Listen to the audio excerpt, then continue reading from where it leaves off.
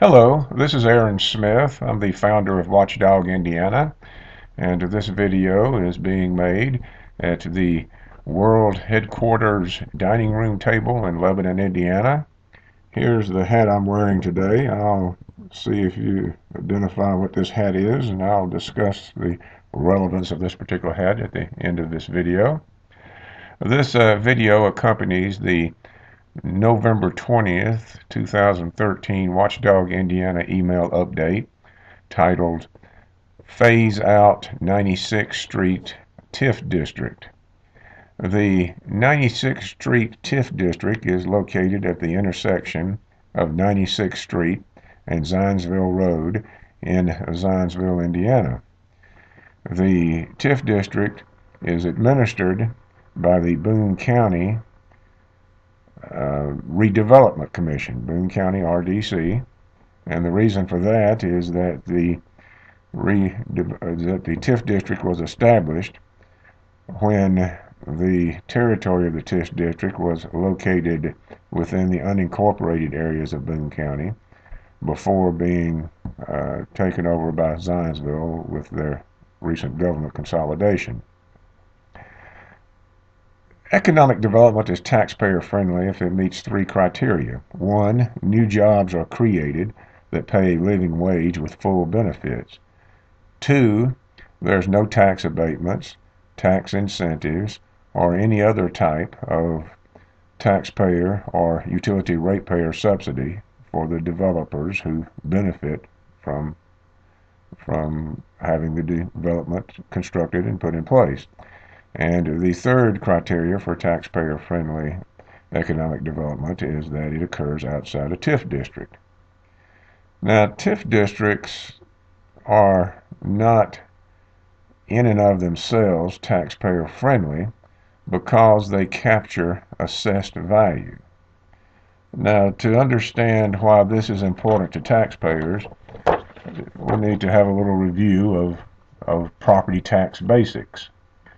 The property tax rate is the result of a pretty simple mathematical formula where the property tax budget items are divided by the net assessed value within the particular area of the government. In other words, the total net assessed value within a jurisdiction is used to determine the property tax rate for that jurisdiction.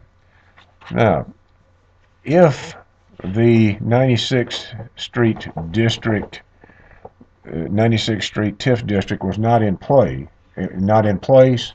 then the net assessed value within that TIF district would be released to the local government units.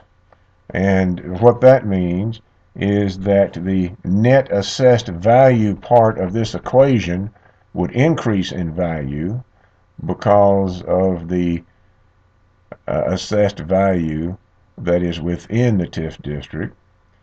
If this divisor increases in value and the property tax budget stays the same, then the resulting property tax rate will be lower. And a lower property tax rate, by my definition, is taxpayer friendly. Now, another benefit of phasing out the 96th Street TIF district would be that there are fewer circuit breaker credits. Now, a circuit breaker credit is created when a property tax payer is at the property tax cap for his or her property. For example, in Zionsville, because Zionsville has a relatively high property tax rate, the homeowner property tax cap currently is at a $147,100 level. What this means is that if a Zionsville homeowner gets a property tax bill and his home is valued with a gross assessed value of $147,100 or more, then his computed property tax amount will be reduced because of the property tax caps. This reduced amount is called a circuit breaker credit. And this circuit breaker credit is viewed as a loss by the local government units because the indicated amount of property tax is not received by the units, no matter what their budget is. Now, the 96th Street TIF district has been pretty doggone successful. They have the Northwest Technology Park in that district, and good jobs over the past several years have been created that pay a living wage with full benefits. So, and the 96th Street TIF district is generating more revenue than is needed to pay off its single bond issue. More revenue every year than is needed to make the annual bond payments. In fact, they have this particular TIF district has a cash balance because they have been collecting more revenue than they needed for the bond payments for several years. So it's taxpayer friendly when a TIF district has been successful and then it goes out of business, so that assessed value that is captured within the TIF district can be released to the local government units for their property tax rate calculations, which will be lower because there will be more assessed value, including that assessed value from the 96th Street district, TIF district area. Now, the 96th Street bond issue has $790,000 left to be repaid.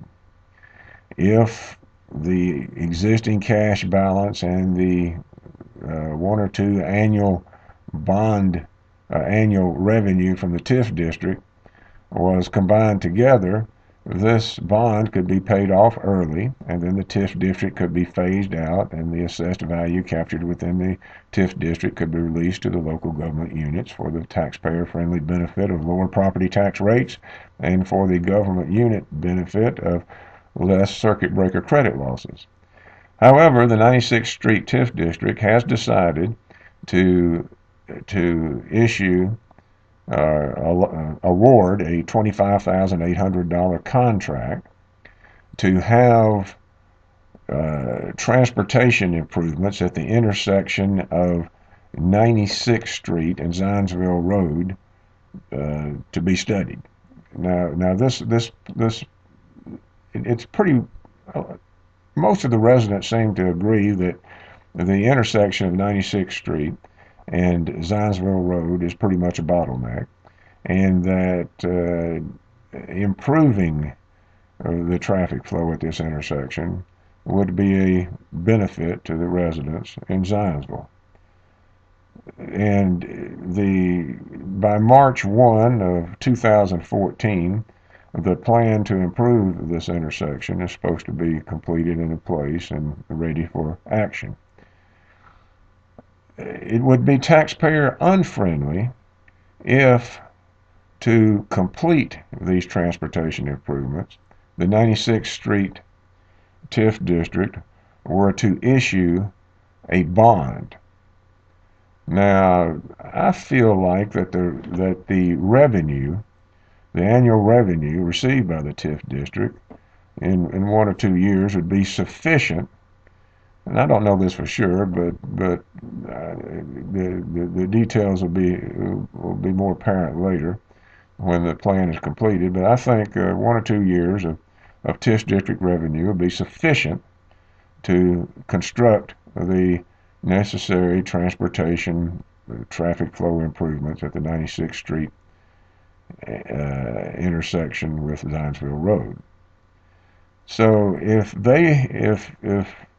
the Boone County RDC Board decides to make these improvements without issuing another bond, then soon after the transportation improvements at the intersection are completed, the TIF district can be phased out for taxpayer-friendly benefit. And it appears that the board members have this plan in place. So the point of this, I guess the bottom line point of this video is to earnestly request that the Boone County Redevelopment Commission Board not issue another bond to complete the improvements at the intersection of 96th Street and Zionsville Road, that these improvements should be made using revenues received by the TIF district.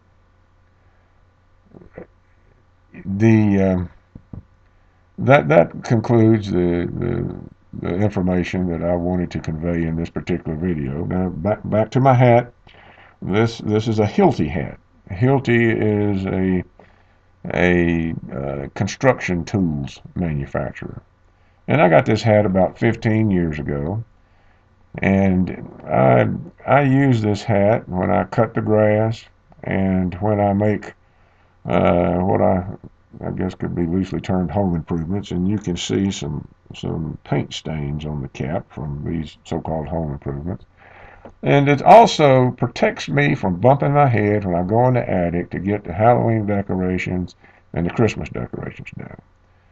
So that concludes this video. If you have some information you want to share with me, here's my email address, my phone number, and you can Google Watchdog Indiana and Watchdog Lebanon. That's all for now. Happy trails.